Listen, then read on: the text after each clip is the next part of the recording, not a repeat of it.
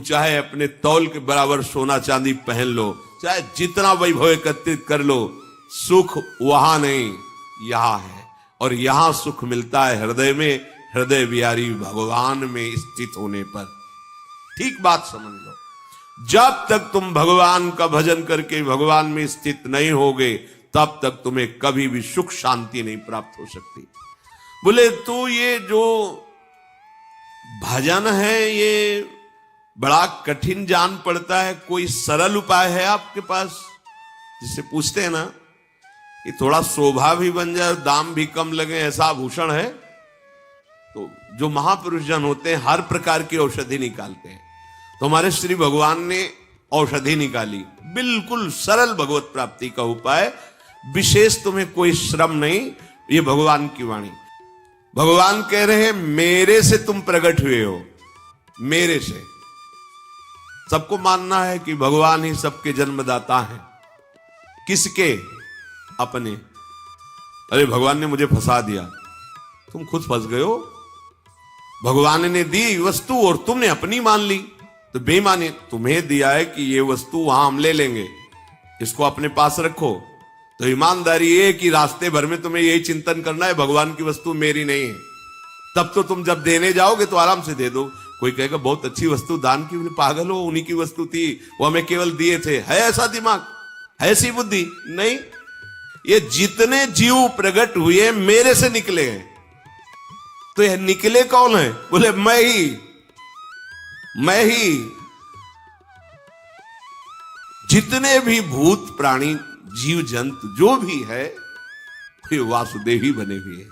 वासना वासुदेवस्य वासितम भुवनत्रयम् सर्वभूत निवासोस्मि वासुदेव नमोस्तुते। मैं ही हूं, मेरे द्वारा ही ये सारा जगत व्याप्त किया गया। जगत भी वही, जीव भी वही। कौन? जिसने रचा है। ये रचना कोई और नहीं है, वही अपने आप से अपने आप में रचे। तुम जान पा रहे हो? तुम इसलिए जान पा नहीं पा रहे हो कि तुमने भेद पैदा कर लिया। शरीर संबंध से, कर्ता भोक्ता भाव से तुम भगवत भाव रहित हो गए, तो जीव भाव को प्राप्त हो गए। जीव भाव इतना दृढ़ हो गया देह भाव में कि मैं स्त्री हूं, मैं पुरुष हूं, मैं ज्ञानी हूं, मैं अज्ञानी हूं, मैं धनी हूं, अमुक अमुक अमुक बढ़ गया भेद। ऐसा बढ़ता चला जा रहा है कोहरे की तरह कि अब कुछ सूझता नहीं। सच्ची बात। अब ये कैसे समझ में आएगी जब हृदय पवित्र नहीं है? भगवान से हम प्रकट हुए हैं, हम भगवत स्वरूप ही है। कह रहे हैं भगवान जितने भी सब कुछ है, जो कुछ भी, वो मैं ही बना हुआ हूं, मेरे से ही प्रकट है, मैं ही बना हुआ हूं।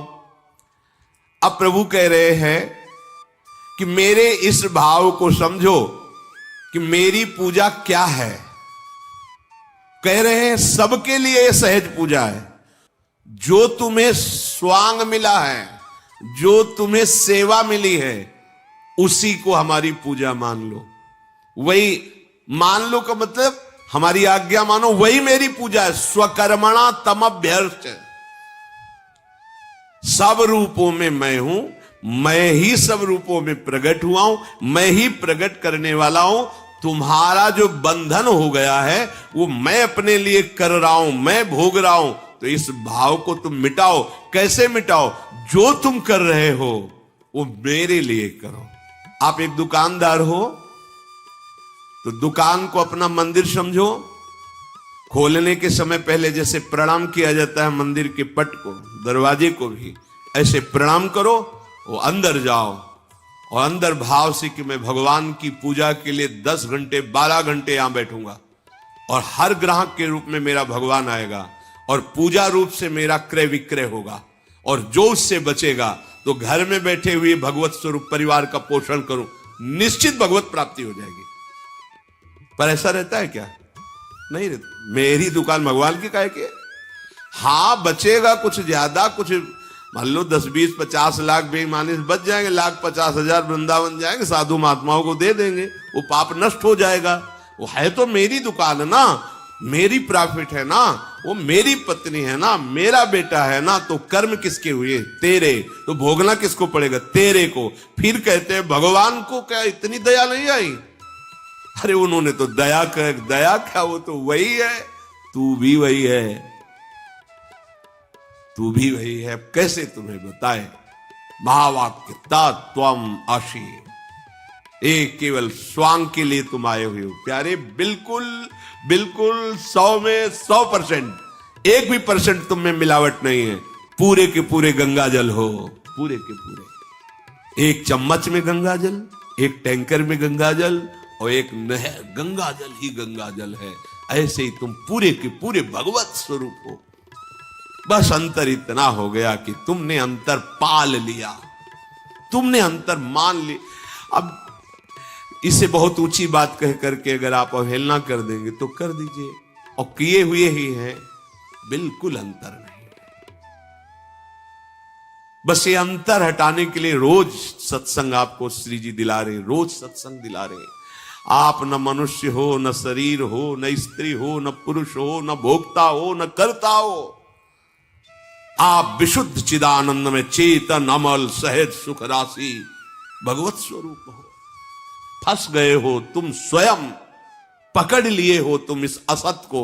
इसी असत को त्यागने के लिए भगवत कृपा से मनुष्य शरीर मिला, सत्संग मिला। अब जैसे कहते हैं कि हम वकील हैं, हमारा भजन कैसे बनेगा? तो न्यायालय में जाते समय न्यायालय को मंदिर के भाव से प्रणाम करो, मेरे भगवान विराजमान है। गए जो भी उसमें सेवारत है जैसे, और अपने अपने कार्य को बिल्कुल ठीक धर्म के अनुसार करो। बीच बीच में नाम स्मरण करते रहो। तुम वकालत करते हुए भी भगवान को प्राप्त हो जाओगे, जज होते हुए भी भगवान को प्राप्त हो, चपरासी होते हुए भी भगवान को प्राप्त हो जाओगे। भगवान यहां ये नहीं कह रहे कि अगरबत्ती जलाओ, ये अलग अलग भाव की उपासना है, उन्हीं की हो रही। कह रहे स्वकर्मणा तमभ्यर्च। हम बाबा जी हैं, आरती पूजा, दिन भर माला चलाना, ग्रंथों का स्वाध्याय करना, रात दिन संयम, ये हमारा स्वांग है, तुम्हारा स्वांग और है। धर्म से चलो, जो कार्य मिला उसे भगवान की पूजा समझो, जो परिवार मिला उसे भगवान की पूजा से अभी आनंद हो जाए। मानते कहां हो? जब मानना नहीं है तो फिर जानना नहीं हो, जब जानना नहीं तो पचड़े में फंसे रहना है। मुंह का दलदल ऐसा है, डूबते चले जाओगे। चिकित्सक रोगियों को देखे कि मेरे प्रभु पधार रहे इस रूप में, सेवा का अवसर, नाम स्मरण करते हुए आप चिकित्सा, जो आपका अस्पताल है वो भगवान का मंदिर है।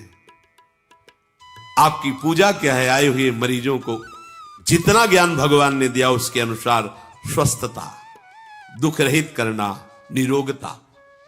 पैसा प्रधान नहीं होना चाहिए, ये तब पूजा मानी जाएगी।